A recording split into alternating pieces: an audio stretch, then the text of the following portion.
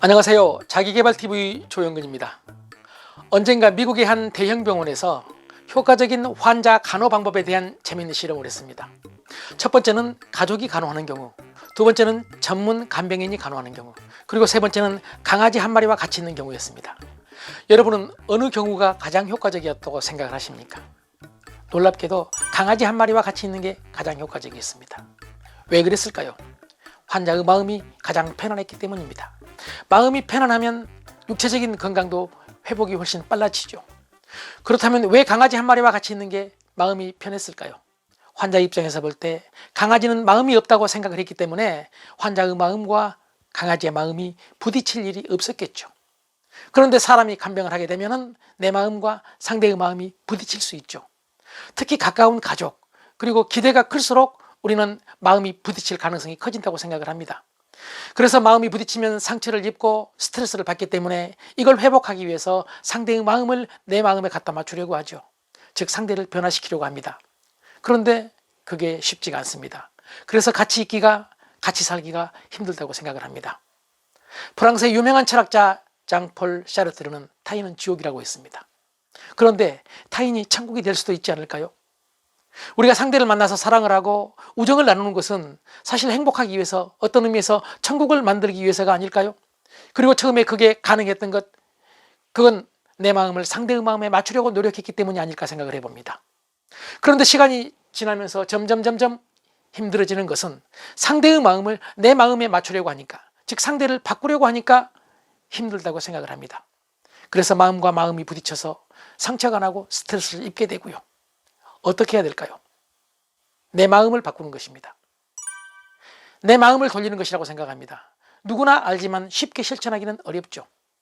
고개를 돌리면 이 자리가 천국이다라는 말이 있습니다. 그러니까 마음 한번 돌리면은요, 이 자리가 꽃자리고 지금 내가 만나고 있는 사람이 가장 좋은 사람이라는 의미인데요. 유명한 대만의 성엄 스님은 법문 중에 산이 돌지 않으면 길을 돌리고, 길이 돌지 않으면 사람이 돌아가고, 사람이 돌아갈 수 없으면 마음을 돌리라고 했습니다. 그러니까 아무리 어려운 문제라도 마음을 돌리면 쉽게 해결된다, 편안해진다는 의미라고 생각을 합니다. 유명한 영국 시인 존 밀턴도 신라곤에서요, 하느님은 그대를 선하게 만드셨으나 참고 견디는 것은 그대의 힘에 맡기셨다. 지옥에서 천국을 만들 수도 있고 천국에서 지옥을 만들 수도 있다고 설파했습니다.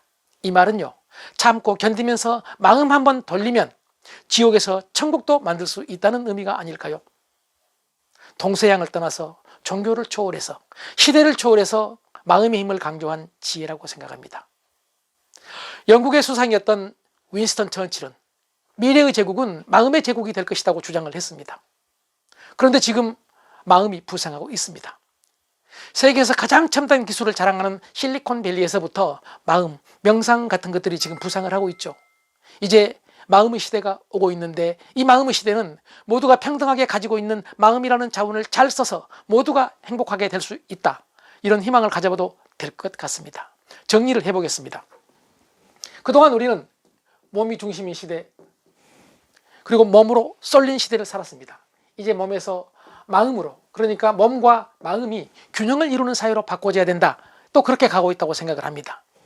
몸이 중심인 사회에서는요, 우리의 시선이, 우리의 눈이 늘 밖을 향했습니다.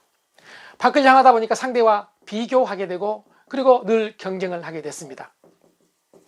그런데 이제요, 몸과 마음이 균형을 이루는 마음 중심 사회에서는 자신의 안을 보게 됩니다.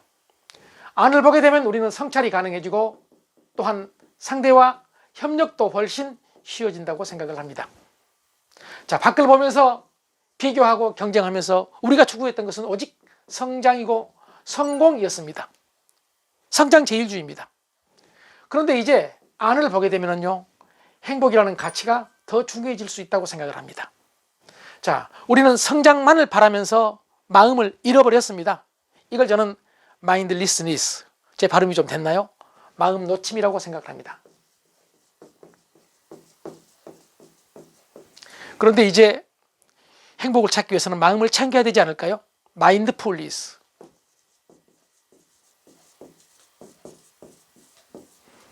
마음 놓침에서 마음 챙김의 시대로 지금 변해가고 있다는 얘기죠. 발전하고 있다는 얘기입니다. 자, 마음을 놓친 사회에서는 우린 방황하게 됩니다. 우리의 마음이 기분에 따라 움직이고 우리 마음이 상대에 따라 움직이고 우리 마음이 상황에 따라 움직인다는 얘기죠. 그때 우리의 마음의 상태는 노예입니다. 그래서 이걸 저는 마음의 노예 상태라고 부르고 싶습니다. 그런데 이제 마음을 챙기게 되면 우리는 마음의 주인이 됩니다. 마음의 주인이 되면 내 마음을 내가 원하는 방향으로 쓸 수 있다고 생각을 합니다. 그래서 필요할 때 마음을 돌리면 나도 편하고 너도 편하고 모두가 편안해질 수 있다는 생각을 해보는 겁니다. 함께 잘 살 수 있는, 그리고 같이 있을 수 있는 길은 내 마음을 돌리는 것. 그래서 마음이라는 자원을 잘 쓰는 것이라는 생각을 해보면서 오늘 영상을 마치겠습니다. 고맙습니다.